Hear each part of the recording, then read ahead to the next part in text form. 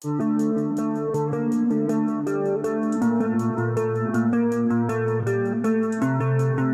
yang tersandung kasus narkoba khususnya sabu-sabu cukup banyak di Indonesia.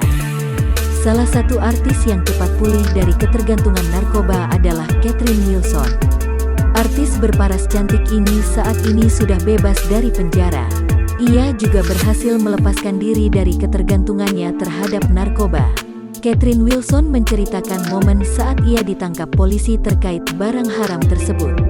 Keket sapaan akrabnya, mengaku baru pertama kali itu mengonsumsi narkotika jenis sabu-sabu.